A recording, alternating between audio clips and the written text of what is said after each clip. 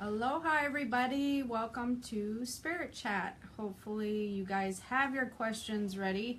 I have my computer down here, so I'm going to be going through some of the questions.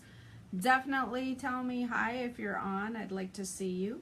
And we're gonna go ahead and start. We've had a lot going on in the Higher Purpose Learning Group, and one of the things that I wanted to talk with you guys about before I get to some of these questions is that lately we've had a lot of people who were going through some different changes and different things that are happening in their life. And I did a post on this today because I wanted to make sure that you guys were very aware of and very conscientious about when there's change, there's usually very cool opportunity right around the corner.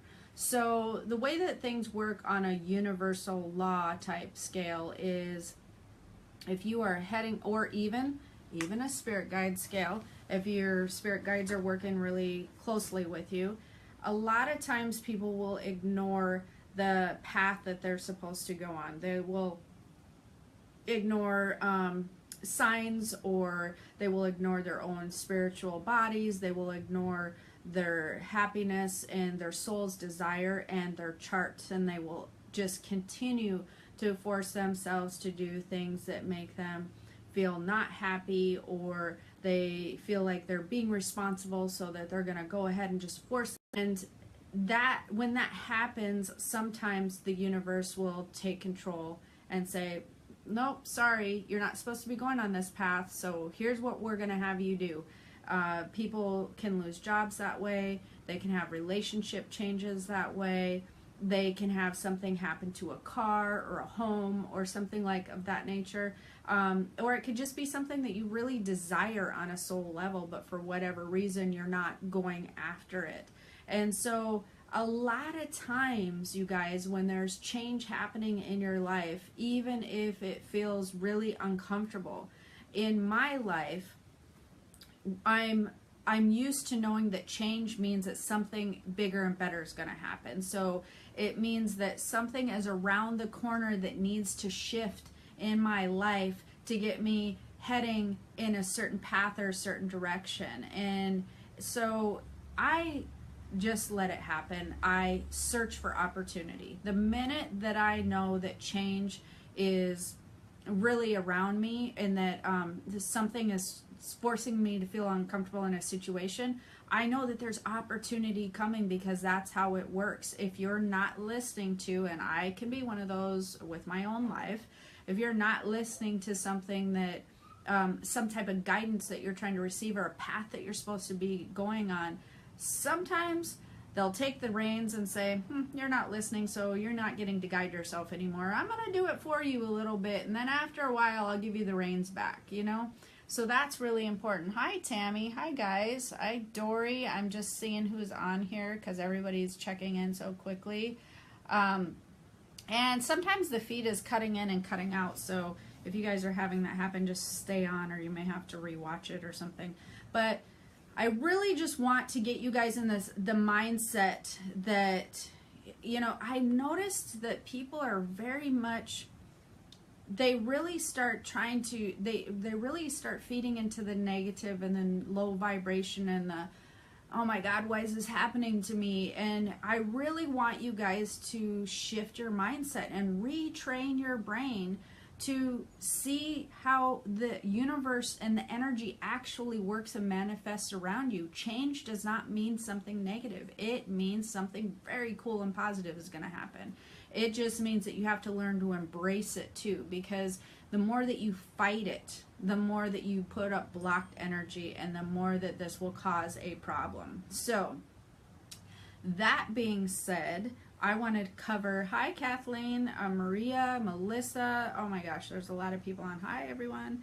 That being said, that there is some questions that I have, and you guys can go ahead and start posting your own questions, but I did want to address the change thing, because I just feel like there's a lot of people going through stuff right now, and I notice sometimes that the tone of people that are experiencing change, that they can get really frustrated and feel really like, you know, just their vibrations low, and they can feel like we're all going to go through stuff. Every one of us. I'm not immune to it. You're not immune to it.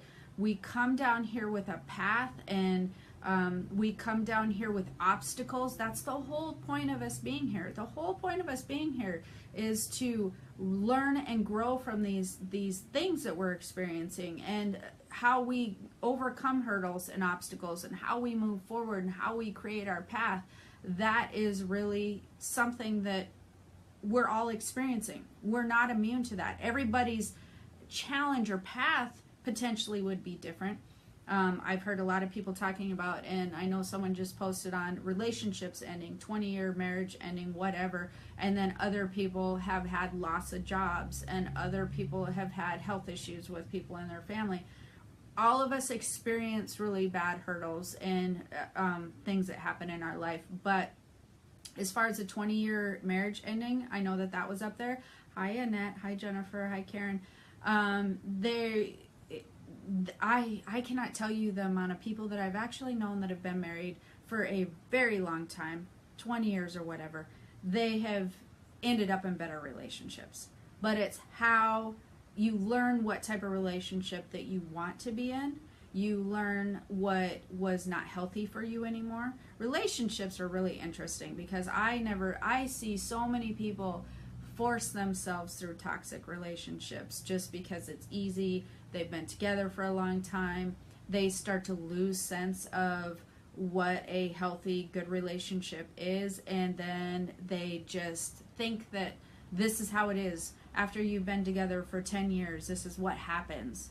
It's not what happens. If it's toxic, if you're not enjoying your significant other, if that significant person in your life and you are in a relationship is not making you feel like a better version of yourself, I don't care if you've been together for 2 weeks or 22 years. It's not a healthy relationship. You should always feel like a better version of yourself. Are you going to fight? Yes, everybody fights, that type of thing.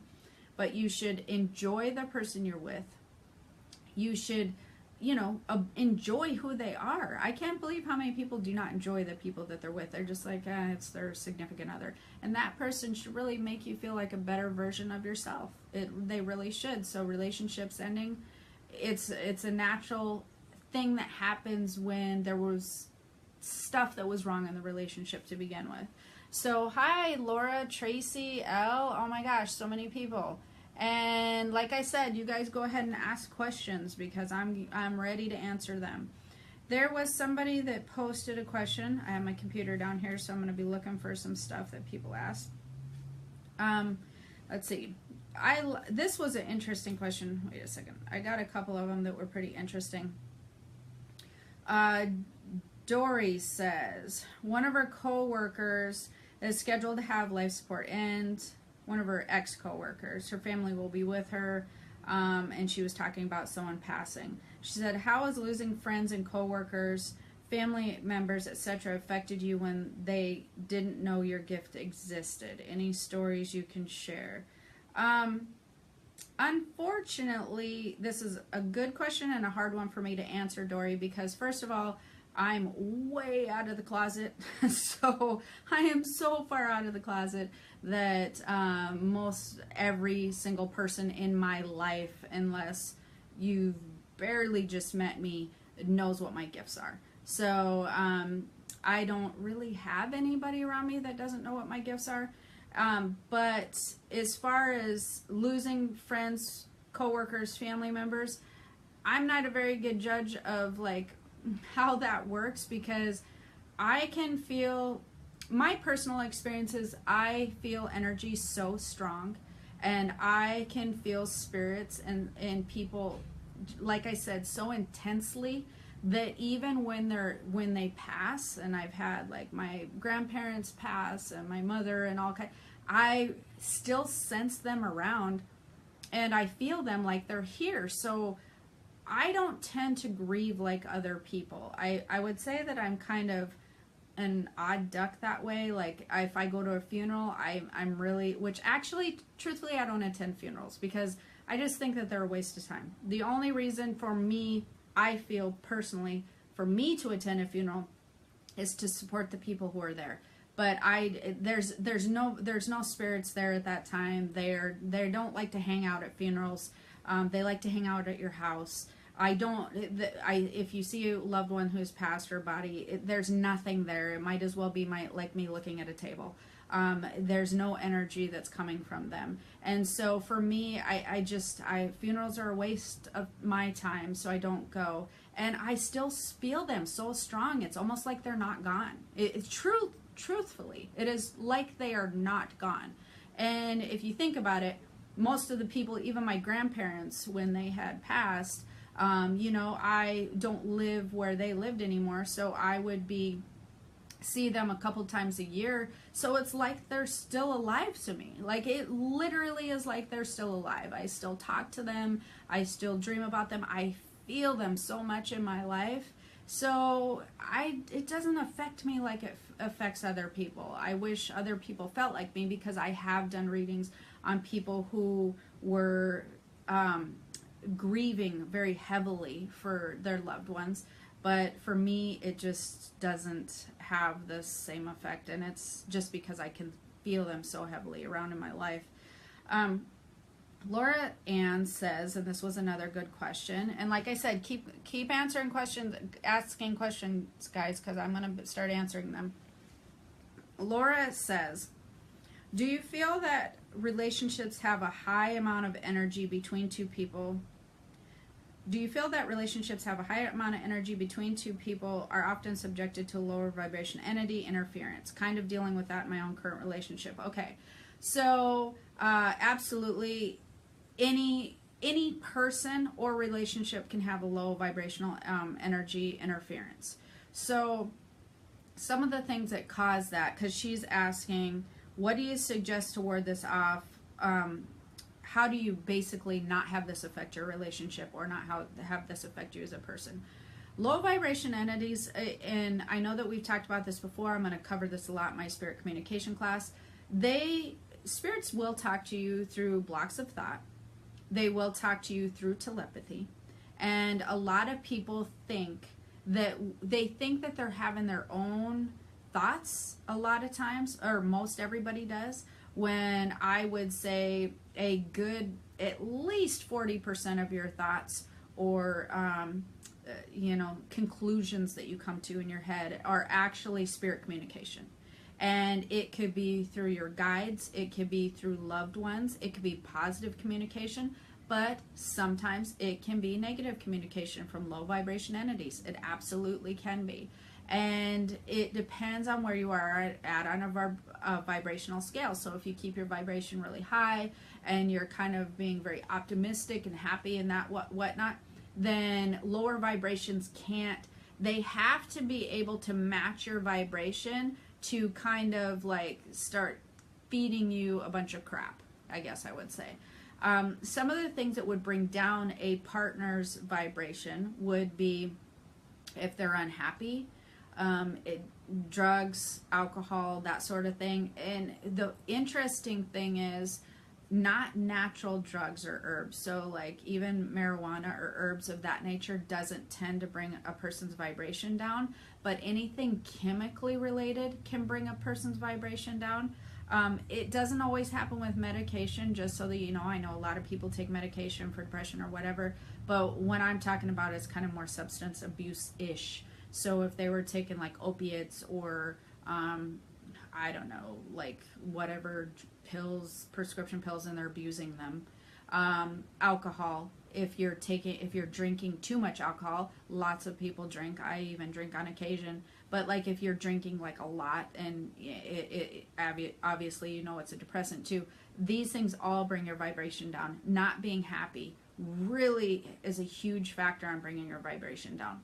When your vibration lowers, you are susceptible to having low vibration or interference of lower entities. The only thing you can do as a spouse, a significant other, or a partner, you can do like a clearing on these people, but truthfully, if their vibration stays low, they're gonna go ahead and allow this low vibration to match with them.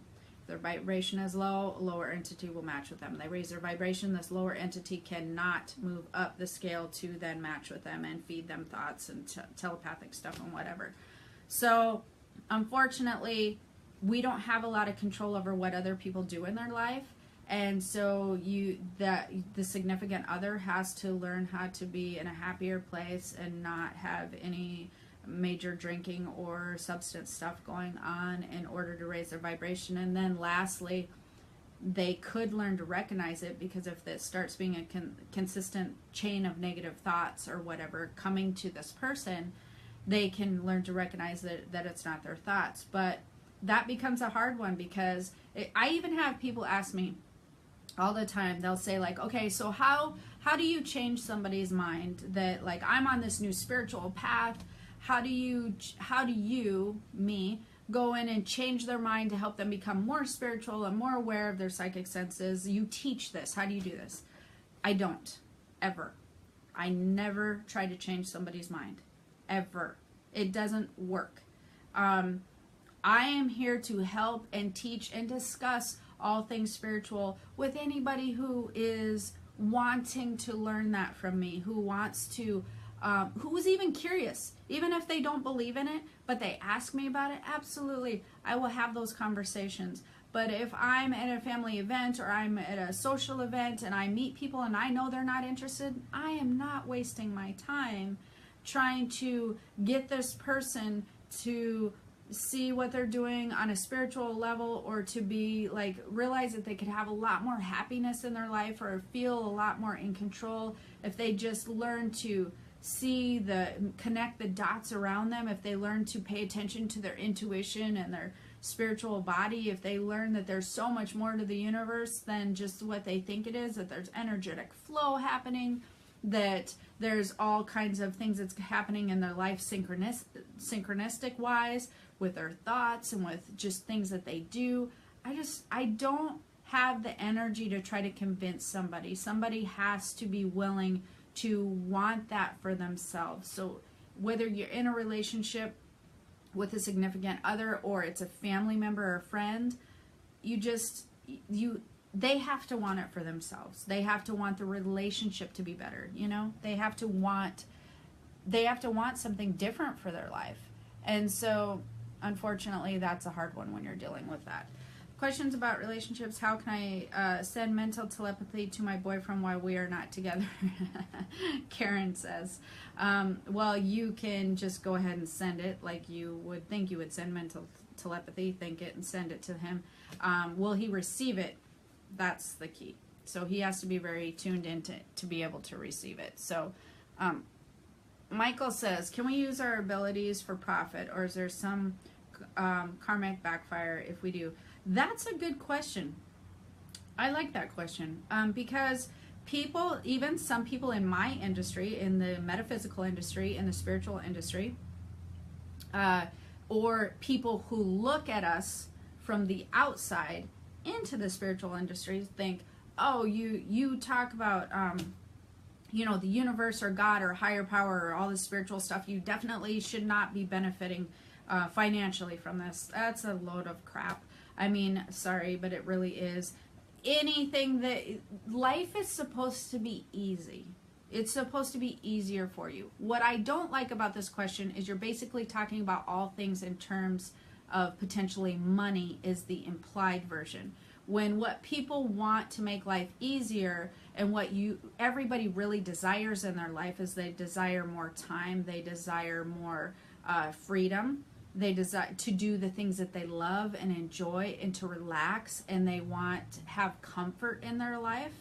And that is how everybody thinks, okay, well, that comes with dollars, like that comes with $1. When you're trying to manifest something, Michael, make sure that you do it on a scale of, I want more freedom in my life. So is there some way that I can exchange this gift for more freedom? Is there some way I can exchange this gift for more time, more travel, more comfort, to alleviate worry in my life of paying my bills? So don't think of it as a specific, like $1, like I want this amount of money. Think of it as all this alleviation of worry and how you want comfort in your life when you visualize this exchange, because it's an energetic exchange. So using our abilities is any type of abilities, whether it's psychic abilities, because that's something I'm gifted at, to maybe you're a craftsman and that's something you're gifted at. That's how it used to work way back in the day. I would, if it was like 2000 BC, I would potentially be trading my fortune telling skills for potential food or potential comfort. Then it went to beads in exchange, then to gold, then to dollars. So 100% you are not supposed to suffer here. People make their paths a little bit more difficult than they need to sometimes when they think that everything is supposed to be hard. So they go into a negative mindset. When that mindset goes, oh my gosh, everything's supposed to be hard, then things start to create around your life that makes things hard and difficult. But God, the universe, whoever that you want to call the divine, that we're not meant to come down and suffer. We're meant to come down and experience. Those are two different things. We are not meant to come down and suffer. We are meant to come down and experience. So, no, there's not any kind of karmic backfire that's going to happen if you use your abilities in exchange for money. It's an energetic exchange. So Elle says, interesting. When my dad passed away, I thought it was weird because I didn't grieve the way my siblings did.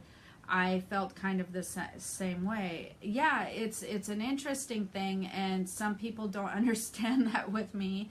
Of course, I kind of freak them out anyway, so they just figure, oh, she's weird. So that just happens. It's just a different... I just feel them. And Elle, you probably feel your dad and probably feel him very strongly, and continue to do so, because the more that you feel them in your heart and the more that you feel their energy, the more you just reach for it energetically. And we talked about this a little bit. I said, if you could talk to anybody, who would it be? But the more you reach with your heart and listen and feel them, the stronger their energy is going to be around you. The stronger that you're going to feel them in your life all the time. If you think about how many of these people who have passed that you never saw on a daily basis anyways, and maybe just pretend like they live in like England or something. Like pretend like they live in another country. And just, I mean, I literally still feel that way with my grandparents. It's hilarious. It's like, I just feel like they're still alive. I just don't see them. And they're still living in their house. It's very strange. Because it just feels that way. It feels like they're just right here. Carol says, hi. Hi, Carol. So, Karen says, I feel my ex-boyfriend, whom I want to get back with, but he won't respond to me right now. But I feel his mom's presence a lot. How do I communicate with her to help me? I don't really know what your question is. I'm assuming that you're wanting her to help you get the ex-boyfriend back. And Karen, I don't really know what to say to this, except that if somebody doesn't want you, like if he doesn't want to get back with you, it's that, again, that universal energy. Don't try to force something. You put up blockages when you try to force something. If you pull back, usually that happens. So like in a relationship, if one person's moving forward and the other person's pulling back, and you keep kind of having to move your energy forward. If you pull your energy back, then he's not going to feel so confined and he may move forward. People, you cannot force. The more that you want to get in a relationship with somebody who doesn't want to get in a relationship, the more that they are going to pull from you. The more that they are going to pull away from you every time, because they can feel your energy. Whether you're talking to them on the phone or whether you're not talking to them, they can feel that energy, and they start to get like feeling claustrophobic, and they start to get like, their energy is just like intense and I want it back. And so, you would do better off starting to do something else, like to distract yourself away from the boyfriend and sort of let that be. You want your boyfriend to come towards you. You don't want to consistently chase his energy, because if you do that, if you get in a relationship, it's just going to make you feel like you're chasing him around still, and that's not a healthy situation to be in. Maria says, I too am grieving so much for the loss of my dad, Papa. But I do have a strong sense, like you just said, that he's around. I've had several dreams that are so real. One time I felt he was right there, and many signs besides talking to him. How can I connect with him more?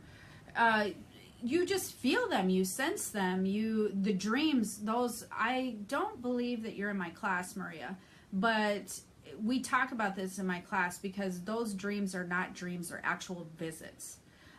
That's how spirits communicate with us a lot of times when they've passed over.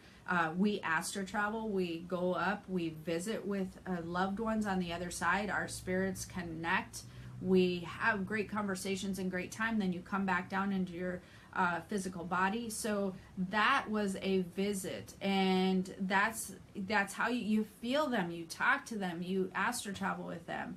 So that's basically how you incorporate them into your life, is you pretend like they're there, you talk to them like they're there, just because they're not in physical form. Their energy is what makes them exist. It's what makes them who they are. It's what you love, it's what you feel, it's what you miss, and it's still there. That's so cool.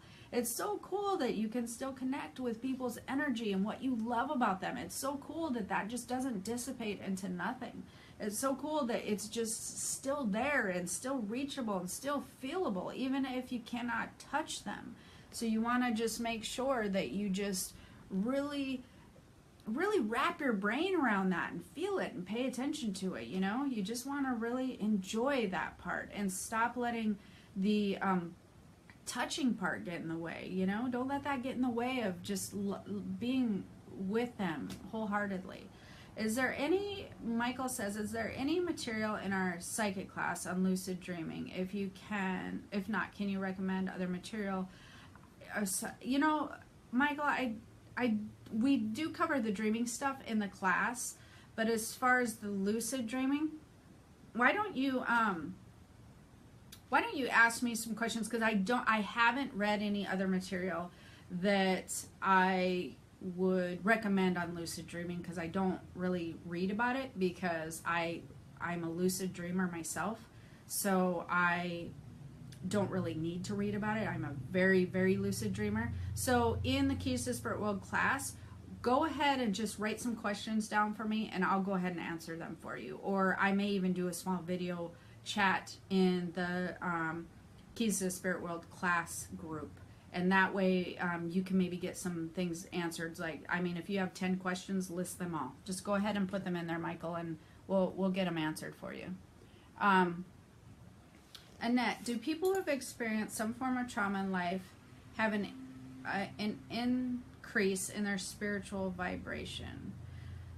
It depends. I'm assuming that you're thinking, now there's so many different types of trauma, so let me just think about this for a minute. So I'm assuming that you're thinking like a physical trauma or mental trauma. We'll cover both. It depends on the person, and depends on what type of trauma they've experienced. Usually trauma type situations, physical or mental, a lot of times have been written into your chart, and it can increase their spiritual vibration for a short period of time. Will it stay that way? It depends. It depends on the person, if they're going to embrace it and continue to, it's like one of those things that we talked about. We all have those obstacles. We all have situations that we go through, that we have to experience. And so it depends on how they work through that trauma. Those things, like I said, are written into your chart.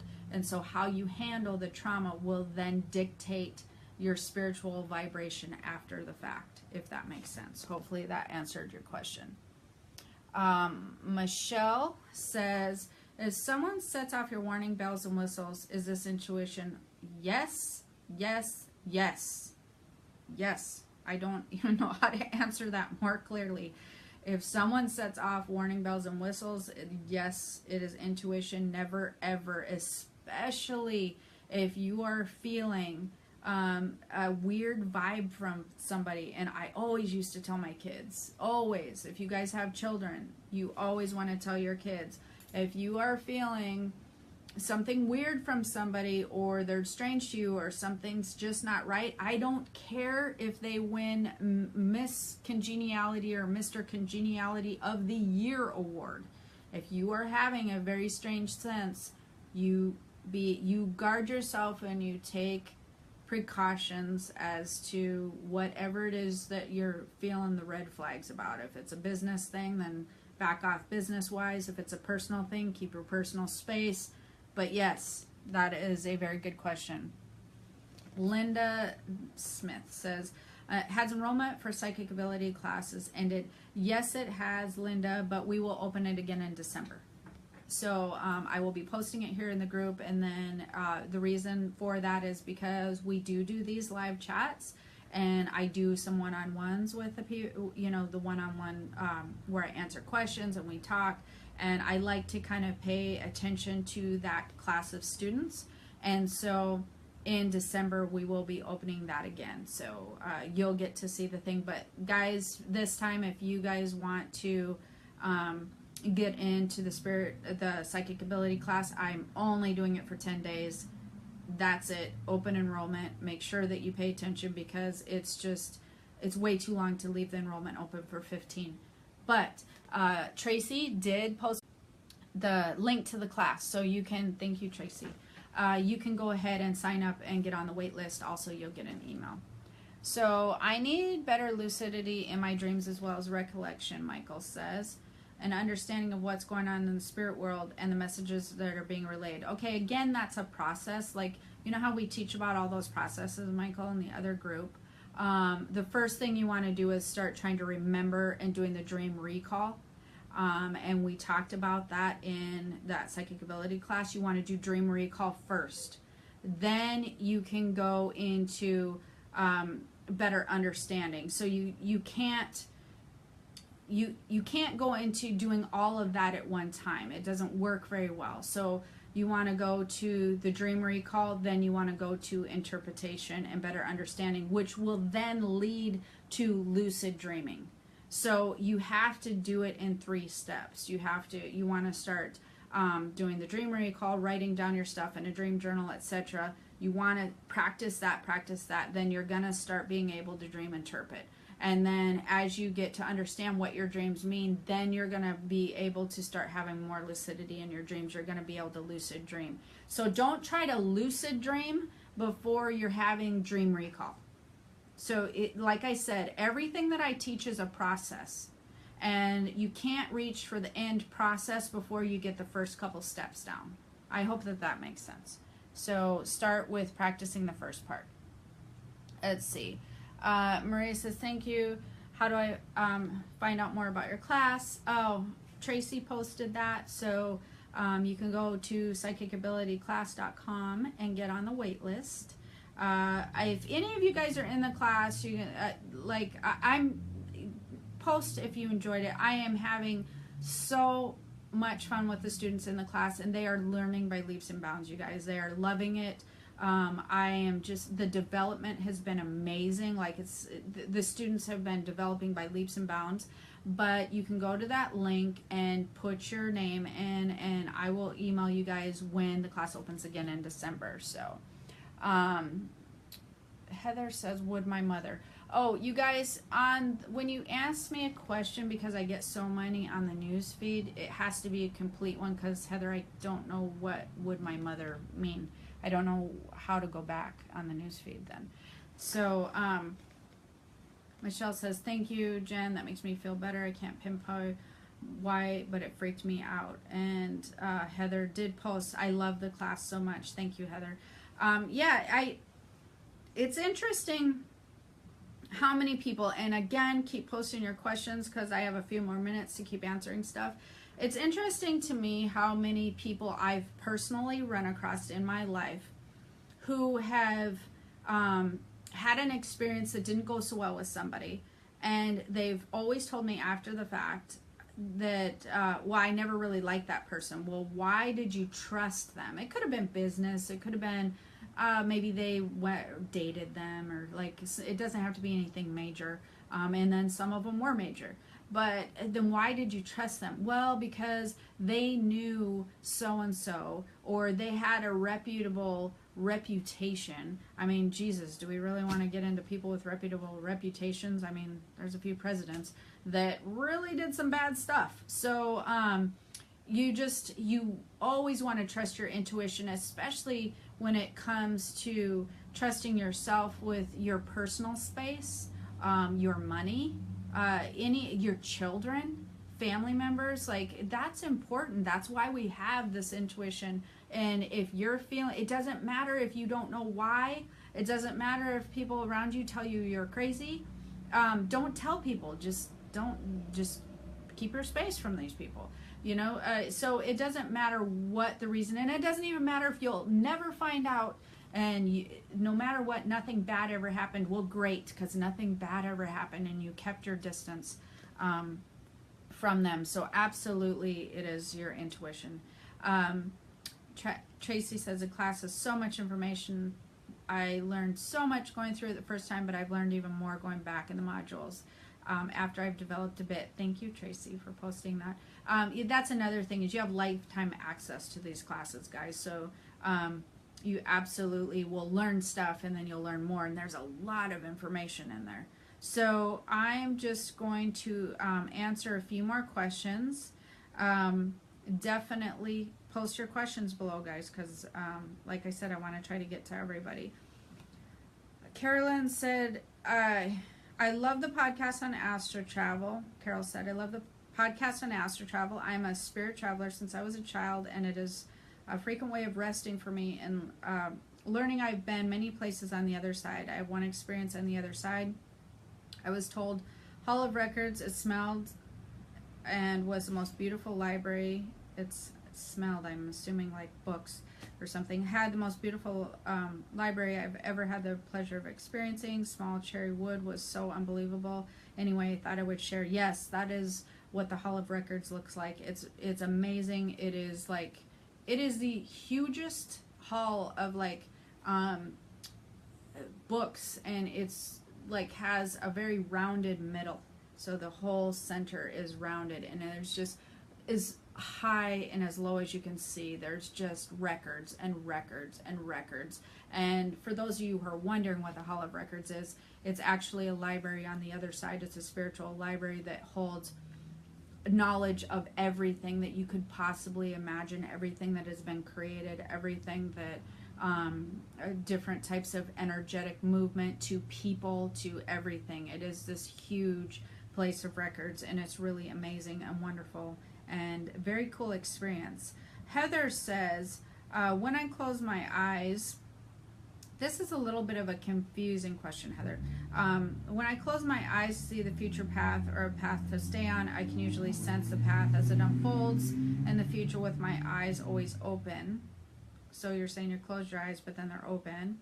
Could I have changed my path by creating the path from a road to stand? And like I said, that's kind of a confusing question, but I feel like I wanted to address this question anyways, which is, I talk to my clients about this. If you've ever had a reading by me, you know what I'm talking about. So before you do a chart with your guide and angels and some council members, if you have them, and you will create a life plan. And in this life plan, you will create some major events and obstacles that you will be experiencing while you're here. Some of them are going to be like children.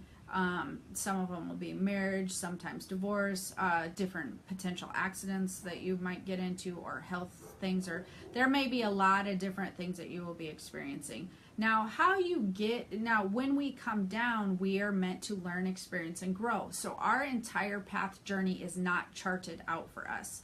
How we get from so let's just say on your life path, you have these points, A, B, C, D, all the way through the alphabet, whatever, of some major events that happen. How you get from point A to point B is going to be different choices. This is where your free will comes in.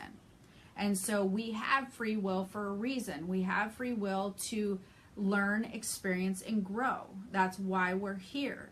When faced with adversity, or when faced with obstacles, or when faced with really wonderful positive experiences, that's why we have free will. So we can navigate from point A to point B to point C.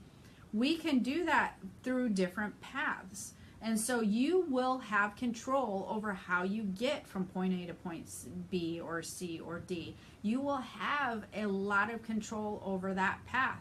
And how you navigate through that road, I like to tell people, imagine it like you're going from one city to another city. Some people may take a gravel side road. Some people will take the main highway that's all clean and, the asphalt is nice.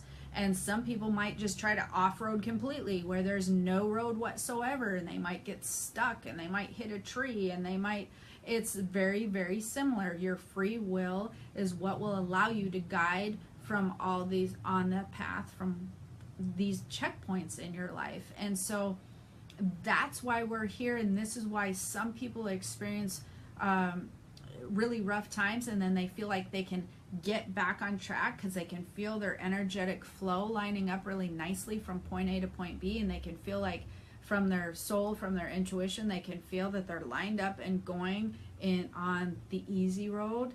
And so that was an interesting, I think, question because like I said, I tell my clients all the time, that's where I'm helpful in a reading, is because I will read people and I can say, here's what, and this is how it works psychically. So where from the choices that you're making today, here's where you're going to be in a couple years.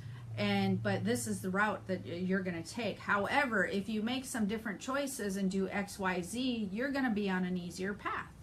That's how things work psychically when I do readings and such. So that's how that works for you guys who are on the path. You want to always look for the easiest route. Dory says, I started yoga today. I feel like I just received the best gift. I'm going to look at this a little bit more. We meditated before and after, and it was different than what I experienced just meditating on my own. I know this is a sign I need to do this regularly. It was amazing. Absolutely, that is a sign. And Dory, I don't know if you're in the class, but we do a chi meditation in there that people absolutely love. They email me and they're like, this is amazing. And so I do like 4 guided meditations in there, which are really fun. Is there other types of meditation like yoga that you like? Other types of meditation like yoga that you like? I'm assuming that we're talking about yoga being a meditation. For me specifically, I like to do, I do a lot of guided meditations that are ones that I have received or downloaded over the years that, again, I've passed on to you guys. So those are basically the types of meditation that I like to do. And then I like to do visualizing as a form of meditation. So I visualize every single night before I go to bed. And for those of you who kind of listen to me, you may know, but that's the time when most people spend a lot of time going through the troubles of their day and going through their worries of tomorrow.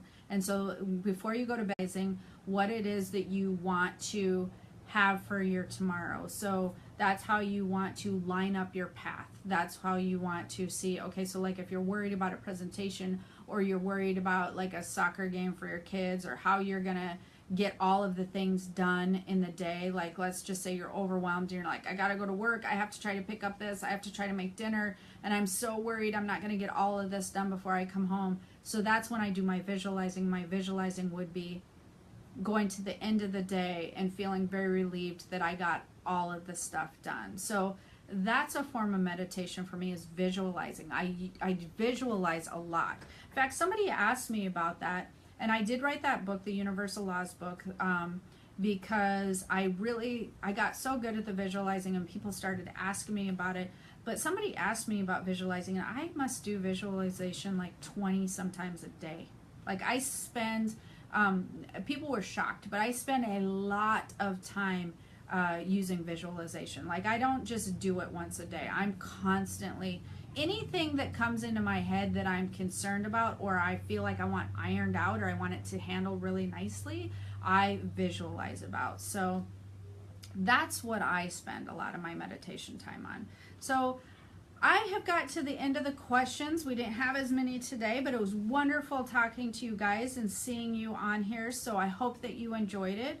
And I will post again when we do another spirit chat. For those of you who are in South Dakota, I want you to stay tuned. And for those of you in Hawaii, not just for today, but I believe I will be doing a talk there next month. And I will be doing potentially a spirit chat live there next month. So I will be posting about that, but I really hope to see you guys there. It's going to be fun. And if you have any other questions, as always, make sure that you post it in the Higher Purpose Learning Group, because I love answering your questions. And I hope you enjoyed it. You guys have been very amazing. Maria says, this is my first time. It was great. Very cool. That's exciting, Maria. So happy. And Carol says, I hear, same here. Thank you. You guys are so amazing. I love talking to you guys. I love your questions. Thank you so much for joining in. And I hope to see you next time on the next Spirit Chat. So aloha. Have a good, wonderful night.